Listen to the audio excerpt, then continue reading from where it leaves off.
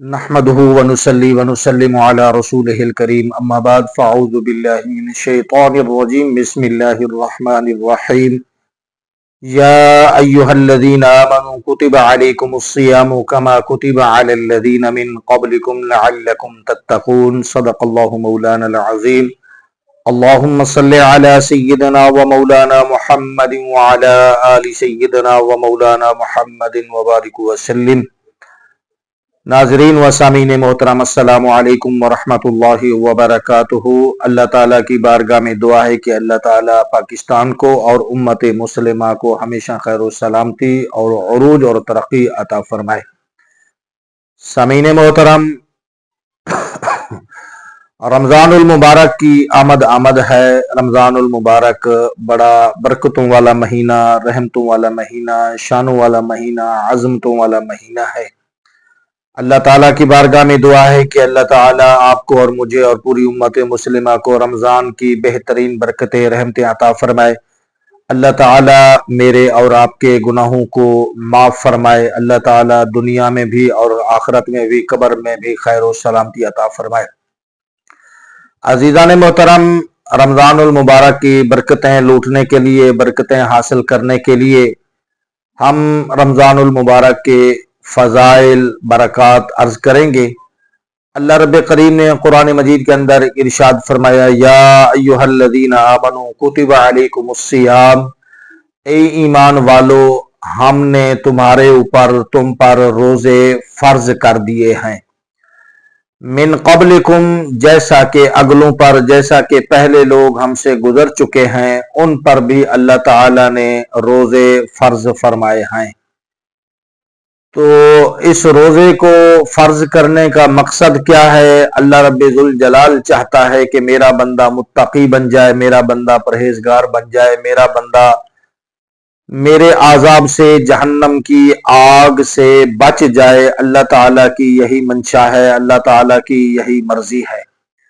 سامعین محترم، جب بندہ اللہ تعالیٰ کی مرضی اور منشا کے مطابق اپنی زندگی گزارتا ہے تو اللہ تبارک و تعالی اس کو دنیا میں بھی اور آخرت میں بھی کامیابیاں، سلامتی اور برکتیں عطا فرماتا ہے۔ بخاری شریف کے اندر ایک حدیث مبارکہ ہے، نبی کریم صلی اللہ تعالی علیہ وسلم کا فرمان حضرت ابو ہریرہ رضی اللہ تعالی عنہ روایت کرتے ہیں۔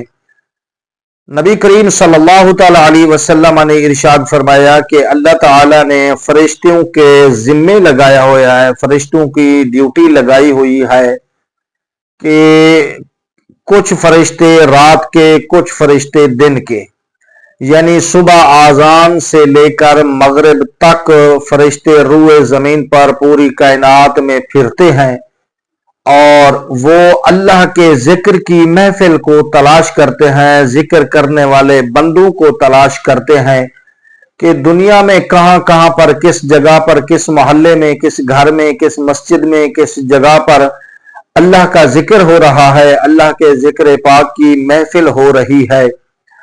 تو وہ صبح آذان سے مغرب تک یہ محفلیں، یہ لوگ، اللہ کے فرشتے تلاش کرتے ہیں۔ پھر جا کر شام کو جب مغرب کے بعد دوسرے رات والے فرشتے آ جاتے ہیں، دن والے اللہ تعالیٰ کی بارگاہ میں چلے جاتے ہیں، تو رات والے فرشتے بھی اسی طرح رات بھر تلاش کرتے رہتے ہیں۔ ذکر کی محفل، کہیں میلاد ہو رہا ہے، کہیں اللہ کے ذکر کی محفل ہو رہی ہے، کہیں نبی پاک صلی اللہ علیہ وسلم کی نعت شریف پڑھی جا رہی ہے، کہیں تلاوت قرآن ہو رہا ہے، کہیں تہجد کی نماز پڑھی جا رہی ہے، کہ کسی گھر میں جناب والا اللہ کے ذکر کی محفل ہے۔ تو یہ فرشتے جو اللہ کے ذکر کی محفل، ذکر کرنے والوں لوگوں کو تلاش کرتے رہتے ہیں حتیٰ کہ صبح کی آذان کا وقت ہو جاتا ہے، تو یہ رات والے فرشتے پھر اللہ تعالیٰ کی بارگاہ میں جا کر عرض کر دیتے ہیں۔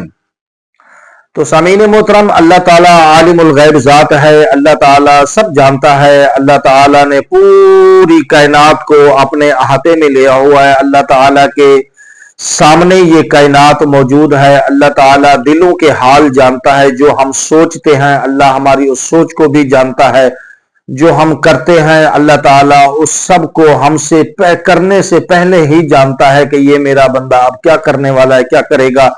تو اللہ تعالیٰ عالم الغیب ذات ہونے کے باوجود فرشتوں سے پوچھتا ہے کہ اے ملائکہ بتاؤ میرے بندوں کو کس حال میں چھوڑ کے آئے ہو، میرے بندے کیا کر رہے تھے؟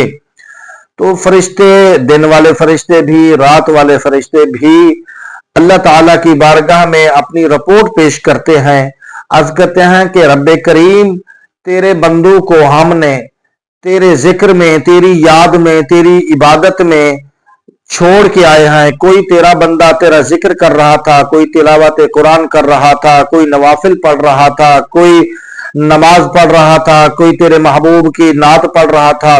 تو مولا وہ تیرے بندے تیرے ذکر کی محفلیں سجا کے محفلیں کر رہے تھے، تیرا ذکر کر رہے تھے۔ تو اللہ تعالی پھر پوچھتا ہے فرشتوں سے کہ وہ کس چیز کی خواہش رکھتے تھے، وہ کیا چاہتے تھے، وہ کیا چاہتے تھے، ان کی چاہت کیا ہے، ان کی خواہش کیا ہے؟ تو فرشتے عرض کرتے ہیں رب کریم وہ جنت کی طلب کرتے تھے، وہ جنت چاہتے تھے، وہ جنت کی خواہش کرتے تھے۔ تو اللہ تعالیٰ پھر فرشتوں سے پوچھتا ہے کہ اے فرشتوں، اے میرے ملائکہ، کیا میرے بندوں نے جنت کو دیکھا ہے؟ تو فرشتے عرض کرتے ہیں مولا نہیں دیکھا۔ اللہ پوچھتا ہے اگر وہ جنت کو دیکھ لیتے تو پھر کیا ہوتا؟ تو فرشتے عرض کرتے ہیں کہ مولا اگر انہوں نے ابھی تک جنت کو دیکھا نہیں ہے تو پھر اتنی تیرا ذکر، تیری عبادت، تیری یاد کر رہے ہیں کہ جنت ہمیں مل جائے۔ انہوں نے حالانکہ جنت کو دیکھا نہیں کہ جنت کی خواہش میں دن رات تیرے ذکر میں، تیری عبادت میں مصروف رہتے ہیں۔ تو اگر وہ جنت کو دیکھ لیتے تو مولا اس سے بھی وہ زیادہ تیری عبادت کرتے، زیادہ تجھے یاد کرتے، زیادہ دن رات تجھے سجدے کرتے، کبھی قیام میں کبھی رکوع میں، مولا ہر وقت تجھے یاد کرتے۔ تو اللہ تعالی پھر پوچھتا ہے کہ وہ کس چیز سے ڈرتے تھے، کس چیز کا ان کو غم تھا، کس چیز کی فکر میں وہ مبتلا تھے؟ تو عرض کرتے ہیں کہ مولا وہ جہنم سے پناہ مانگ رہے تھے، وہ جہنم کے عذاب سے ڈر رہے تھے، وہ مولا تیری ناراضگی سے ڈر رہے تھے، تیرے غضب سے ڈر رہے تھے۔ یا اللہ وہ جنت کے طالب تھے لیکن جہنم سے ڈر رہے تھے، یہ فکر تھا ان کا، یہ غم تھا۔ تو رب کریم ارشاد فرماتا ہے کیا انہوں نے جہنم کو دیکھا ہے؟ فرشتے یاد کرتا ہے مولا انہوں نے نہیں دیکھا۔ تو اللہ پوچھتا ہے کہ اگر وہ جہنم کو دیکھ لیتے تو پھر کیا ہوتا؟ تو فرشتے عرض کرتے ہیں کہ اے مالک کبریا اگر وہ جہنم کو دیکھ لیتے تو اس سے زیادہ تیری عبادت کرتے، وہ اس سے زیادہ ڈرتے، وہ اس تیرے غضب سے، تیری ناراضگی سے مولا ہر وقت تجھے راضی رکھنے کی کوشش کرتے۔ وہ رب العالمین اس سے زیادہ دن رات ہر وقت قیام، سجود، رکوع میں پڑے رہتے، سجدوں میں پڑے رہتے، مولا ہر وقت تیری یاد میں رہتے۔ تو رب کریم ارشاد فرماتا ہے کہ اے میرے ملائکہ گواہ ہو جاؤ، میں رب کریم نے ان سب کو معاف کر دیا، اور جا کر میری رحمت کی چادر ان سب کے اوپر ڈال کے میری رحمت کے سائے میں ان کو لے لو۔ سبحان اللہ۔ تو عزیزان گرامی پھر وہ فرشتے ان بندوں پر جو اللہ کے ذکر کے، اللہ کی یاد میں گرے رہتے ہیں، پڑے رہتے ہیں، ذکر کرتے رہتے ہیں، تو وہ اللہ کی رحمت کے سائے میں آ جاتے ہیں۔ تو فرشتے عرض کرتے ہیں کہ اے رب کبریا جہاں یہ محفل سجی تھی، جہاں لوگ بیٹھ کر تیرا ذکر کر رہے تھے، یا اللہ اس محفل میں ایک بندہ ایسا بھی بیٹھا تھا جس کا ارادہ، جس کی نیت تیرا ذکر کرنے کی نہیں تھی، جس کی نیت اس محفل میں آنے کی نہیں تھی، جس کی نیت ذکر سننے کی یا ذکر کرنے کی نہیں تھی، بلکہ وہ تو کسی بندے سے ملنے کے لیے آیا تھا۔ تو وہ بندہ جو تھا وہ محفل میں موجود تھا، وہ بندہ تیرے ذکر والی محفل میں ذکر کر رہا تھا، تجھے یاد کر رہا تھا۔ تو یہ بندہ آ کر وہاں بیٹھ گیا، اب یہ بندہ فارغ ہوئے گا تو میں اس سے ملوں گا، اس سے بات چیت کروں گا، اپنا کام کروں گا، پھر چلا جاؤں گا۔ تو یا اللہ اس کے اوپر بھی تیری رحمت کی چادر ڈال دے۔ تو رب کریم فرماتا ہے ہاں اس کے اوپر بھی میری رحمت کی چادر ڈال دو۔ فرشتو उस बंदे को ना देखो जिसकी नीयत जिक्र करने की नहीं थी, जिसकी नीयत जिक्र सुनने की नहीं थी, उसको ना देखो, ये देखो कि बैठा किसके साथ है। यानी जो अगर बुरा आदमी नेक लोगों की सोहबत में बैठ जाए तो फिर उसको भी अल्लाह अपनी रहमत से महरूम नहीं करता। तो अजीजान गिरामी, इस हदीस से यह भी पता चलता है कि जो बुरा बंदा, जो आमाल में कमजोर इंसान है, जिसके आमाल अच्छे नहीं है, जिसके आमाल कमजोर है, अगर वो अल्लाह के नेक बंदों की मजलिस में बैठ जाए, वो अल्लाह वालों की मजलिस में बैठ जाए, तो उसके ऊपर भी अल्लाह की रहमत का साया हो जाता है।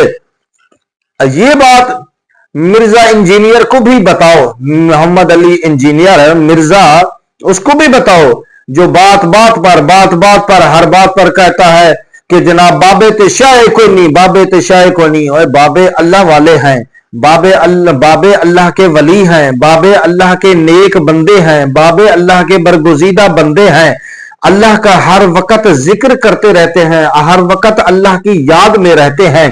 जो अल्लाह के नेक बंदे एक आम इंसान की बात कर लें कि एक आम बंदा, ना वली हो, ना हाफिज हो, ना कारी हो, ना आलिम हो, ना मुफ्ती हो, ना पीर हो, ना सैयद हो, आम बंदा अगर चंद लोगों की महफिल सजाकर अल्लाह का जिक्र करना शुरू कर दे तो उन लोगों पर अल्लाह की रहमत का साया आ जाता है। और फिर जो बंदा इस जिक्र करने की नीयत से या सुनने की नीयत से ना आए, वो अल्लाह के जाकिरीन, अल्लाह के जिक्र करने वाले बंदों के सिर्फ निस्बत जोड़ ले, निस्बत में बैठ जाए, तो वो भी अल्लाह की रहमत के साए में आ जाता है। ये तो आम बंदों पर अल्लाह का करम है। फिर जो अल्लाह के महबूब बंदे हैं, अल्लाह के वली बंदे हैं, जिनके बारे में रब फरमाता है अला इन्ना औलिया अल्लाह ला खौफुन अलैहिम वला हुम यहज़नून, कि खबरदार बेशक अल्लाह के जो वली हैं, अल्लाह के जो दोस्त हैं, अल्लाह के जो महबूब बंदे हैं, उनको ना कोई गम है, ना कोई खौफ है। वो दुनिया में हर किस्म के खौफ व गम से और आखिरत में भी हर किस्म के खौफ व गम से पाक है। तो ये अल्लाह के वलियों का मकाम किस कदर बुलंद होगा। वो तो आम बंदों की बात थी ना, कि वो आम बंदे अगर महफिल सजा लें तो अल्लाह की रहमत के साए में आ जाते हैं। उनके साथ जो बंदा सिर्फ आकर बैठ जाए, नीयत उसकी ना भी हो, तो वो भी रहमत के साए में आ जाता है। तो फिर जो अल्लाह के वलियों के साथ जुड़ जाए, अल्लाह के वलियों की निस्बत में बैठ जाए, तो वो महरूम कैसे और कब रह सकता है। तो यही बात इंजीनियर साहब को भी बताएं कि इंजीनियर साहब, ये आप बात बात पर जो कहते हैं ना कि बाबे ते शाये कोई नहीं, कमले बंदे बाबे बड़ी शाये ने, अल्लाह ताला ने इन्होंने बड़ा मकाम और मर्तबा अता फरमाया है। ये अल्लाह के नेक बंदे हैं, अल्लाह के वली हैं, इनकी वजह से ही आज दुनिया में अमन और सुकून है, तो अल्लाह के वलियों की वजह से है। इंशाअल्लाह ये सिलसिला जारी और सारी रहेगा। व आखिर दावाया अनिल हम्दुलिल्लाहि रब्बिल आलमीन।